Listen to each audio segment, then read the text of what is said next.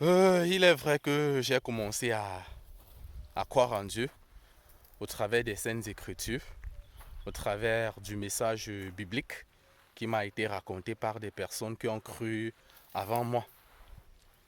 Mais quand je suis face à cette beauté, à cette merveille, à cette œuvre magnifique qu'est l'œuvre de tes mains, Seigneur, quand je contemple cette nature, quand je vois ces formations géologiques, quand je vois ces sables, quand je vois cette plage, quand je vois ces roches aussi fort altérées, mais qui gardaient encore leur splendeur, qui gardaient encore leur beauté. Vraiment, Seigneur, je ne peux que m'incliner devant ta sagesse. Je ne peux que m'incliner devant ton ingénierie. Je ne peux que m'incliner devant ton architecture. Je ne peux que m'incliner devant ta toute-puissance. Vraiment, quel homme aurait pu penser créer un paysage aussi magnifique? La vérité, c'est que cette œuvre raconte ta grandeur. La vérité, c'est que cette œuvre raconte ta magnificence, Seigneur. La vérité, c'est que nul ne peut voir quelque chose d'aussi beau, de si merveilleux, Seigneur, et n'est pas s'agenouiller, et n'est pas plier les genoux, et n'est pas mettre les genoux au sol pour rendre grâce, pour dire merci au Tout-Puissant qui a créé ceci. Et là, Seigneur, ce n'est qu'une infime partie.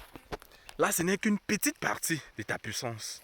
Parce que quand nous croyons que sous ce sol sur lequel nous sommes, quand nous croyons que ce fleuve-là devant nous peut nous servir à tant de choses, quand nous croyons que ce fleuve héberge tout un quartier, tout un monde d'aliments pour nous nourrir, quand nous voyons, ou alors quand nous nous apercevons de ce que c'est que cette merveille, de ce que cette végétation autour de nous peut nous apporter, de ce que tous ces végétaux, tous ces animaux qui nous entourent dans un paysage aussi magnifique.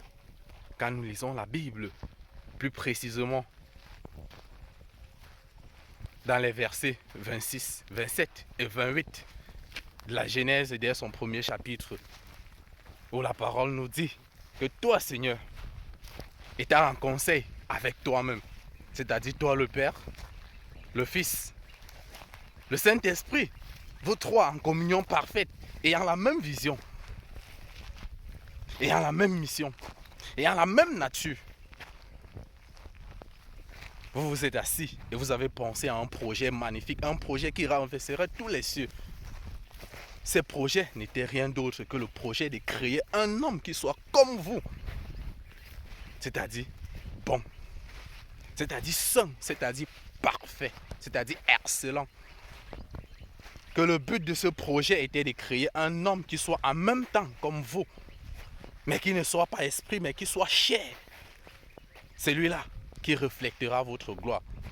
Celui-là qui donnera un aperçu de qui vous êtes, ou plutôt qui tu es, grand Dieu.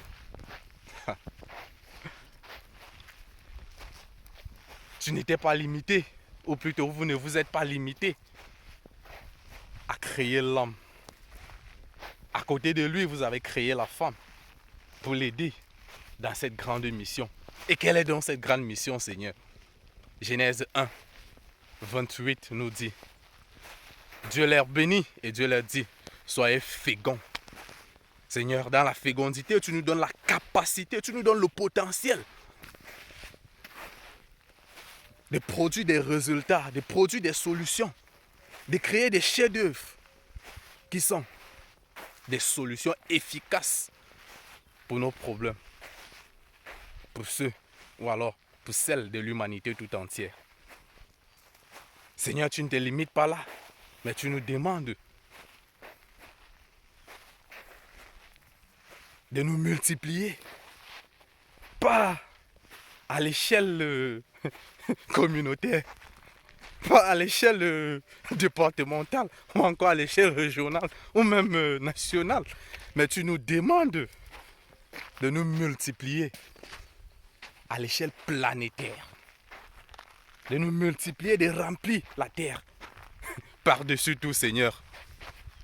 Qui aurait pu nous donner ce pouvoir si ce n'est toi en nous disant d'assujettir la terre, de prendre le total contrôle de la terre, de diriger les circonstances sur la terre. Seigneur, comment diriger ces circonstances?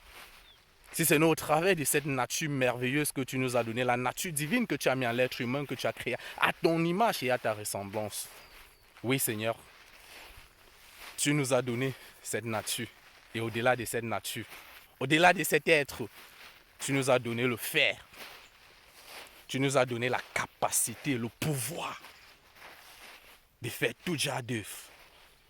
Et tu pouvais nous demander de prendre le total contrôle de la terre. Oui, Seigneur, nous croyons en cette mission. Et cette nature raconte l'œuvre de tes mains. Dominer sur le monde et non pas sur les hommes. C'est pour cela que nous sommes sur terre.